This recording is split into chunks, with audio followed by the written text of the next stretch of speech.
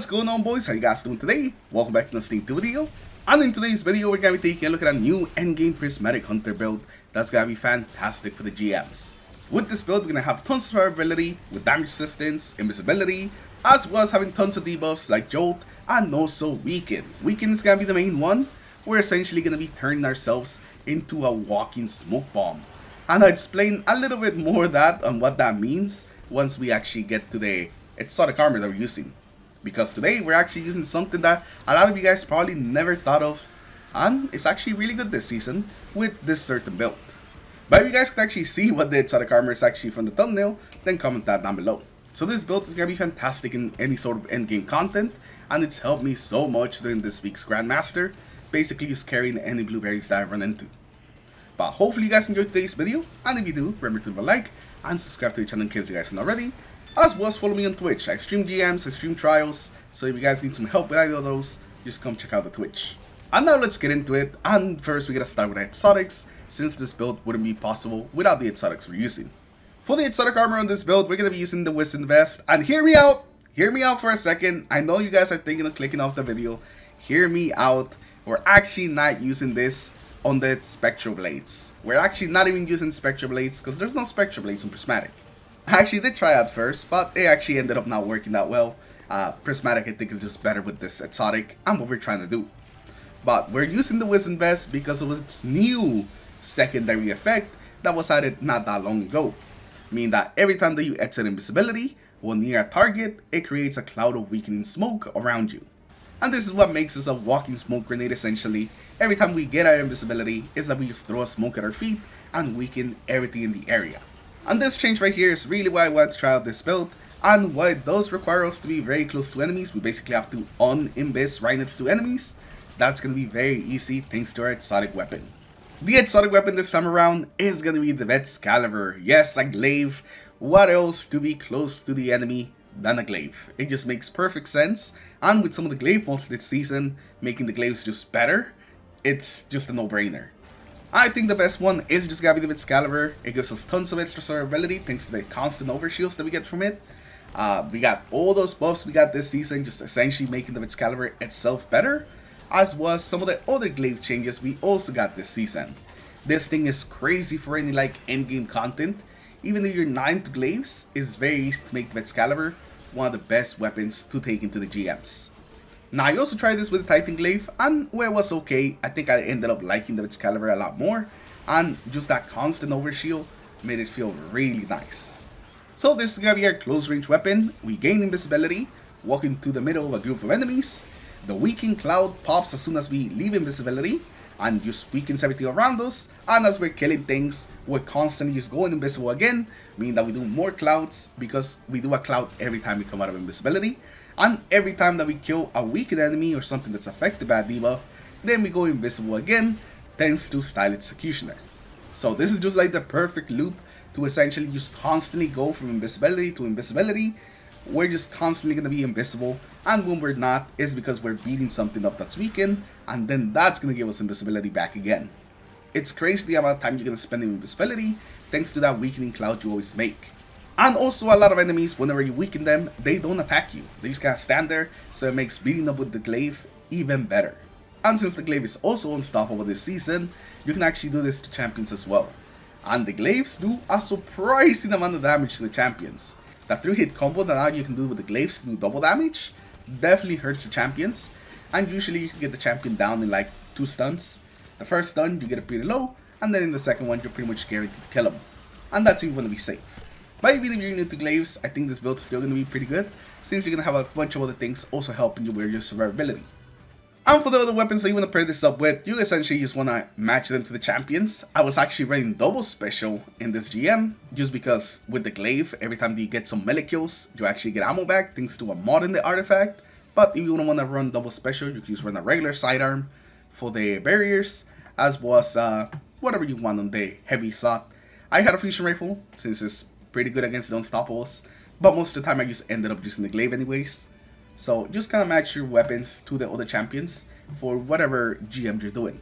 If you're watching this during the week that it comes out, then this is what I would recommend, but you know, it's really going to be up to you. As long as you have the glaive, you're going to be in a pretty good spot.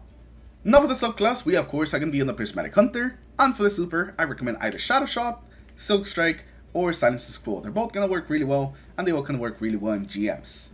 I would say one more safety of a roaming super, then go for Silk Strike. If not, the other two are going to work really well. Now for your abilities, you want to be on Marksman Dodge. This is going to reload your weapons whenever you use your Ascension or we use a dodge, but most of the time you're going to be using it for the Ascension. For the melee, I still recommend Withering Blades, even if we're not really going to use them too often.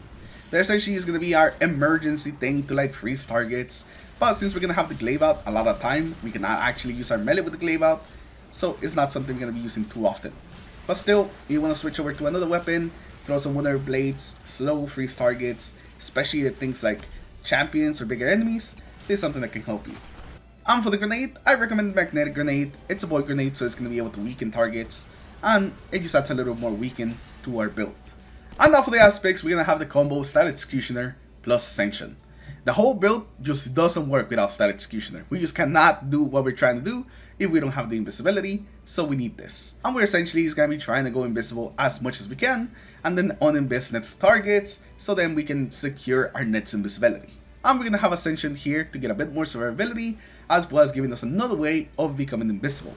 Every time that we use our Ascension, we're going to jolt a bunch of targets, as well as become Amplified. The Amplified is going to give us that 15% damage resistance, just by being Amplified.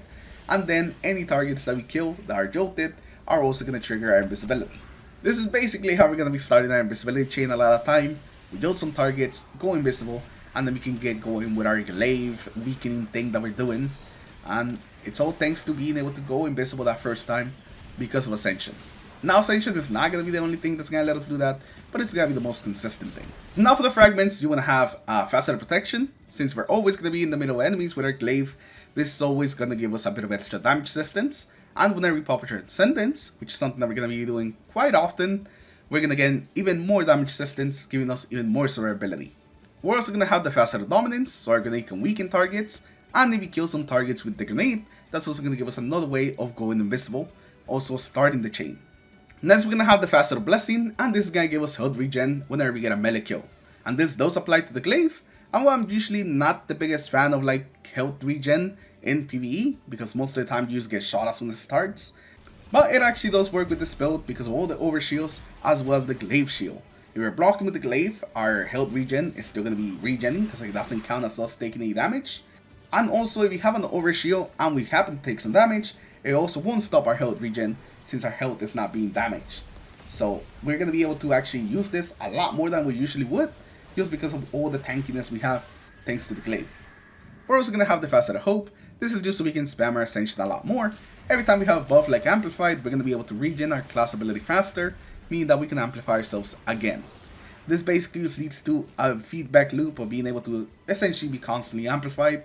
So you want to spam your class ability as much as you can in between like punching a bunch of things with your glaive. And lastly, we have the Facet of Sacrifice. Whenever we have an Arc, Soul, or Void buff, any ability Final Blows will give us bonus Darkness Transcendence energy, just so we can spam our Transcendence a little more.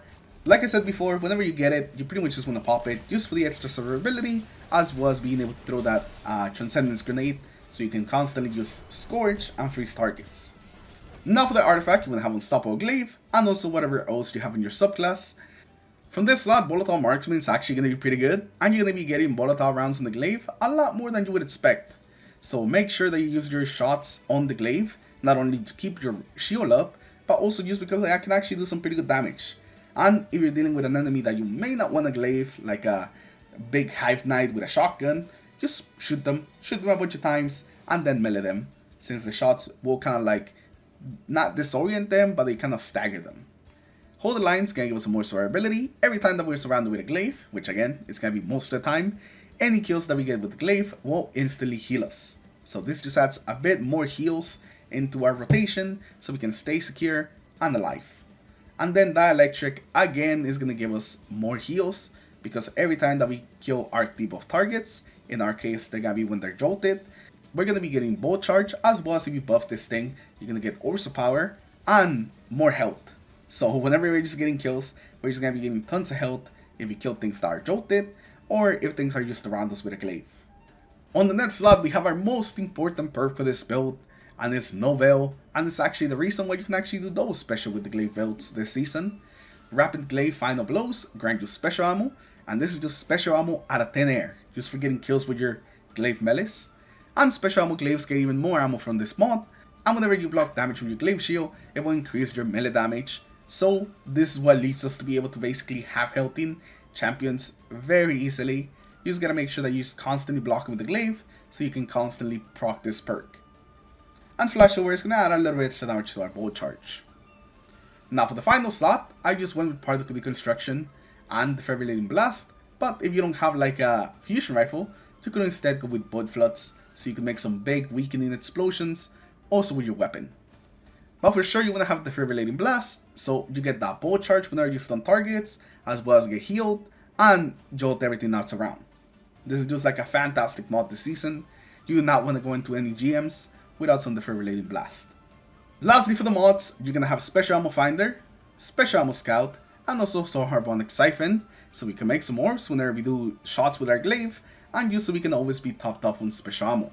Even if we're getting all that free special from just getting melee kills with our glaive, this just adds some more. You know, you can never have enough special, and it just lets us spam the glaive to our heart's content. For the gauntlets, they're all going to be grenade mods, since we can't really use our melee too often. So we're going to have bolstering detonation as well as firepower, so whenever we get some kills with our grenade, we make orbs, as well as get our class ability energy back faster. For your chest piece, you basically just have the resistances. You want to match them to whatever activity you're doing. Since it is solar threat this week, I had solar threat plus concussive dampener, and arc since there's a lot of like arc things in the strike as well. For the boots, we're going to have absolution, orbs of restoration, recuperation, pretty standard here, so we can heal with orbs, as well as get our abilities back faster. And lastly for the cloak, we're going to have the 2 utility kickstarts, just so we can use our class ability more often. The main 2 things we're doing on this build is using our class ability and using our glaive. So you definitely want to use it as much as you can, the class ability, not only for the extra damage assistance from amplified, but also because it also gives you a bit of ad clear by essentially just jolting targets. And if you take this into a GM that has overloads, then it can also stun the overloads. So you're essentially going to be able to take this into any GM and deal with every single champion. But with that, that's actually going to be the end of the build, boys. Now you guys have pretty much everything you need to do to go into the GM and start clapping some things with your glaives. You get some ridiculous amount of like survivability with this. I was actually really surprised. But where it really showed its, you know, survivability was in the boss fight. Since a couple of times in the GMs, my teammates would just go to the hiding spot and I would just be down there by myself, just killing everything with the glaive and dunking all the balls. But they just kind of like, we're hanging up there with the boss, just kind of like staring at them. So you're basically able to survive pretty much everything that they throw at you. And even if you're surrounded by a lot of enemies, you'll always have the invisibility in case you need to reposition. And remember, every time you're coming out of invisibility, you're going to be doing that weakening explosion, meaning that a lot of enemies that are immediately around you won't be able to attack you.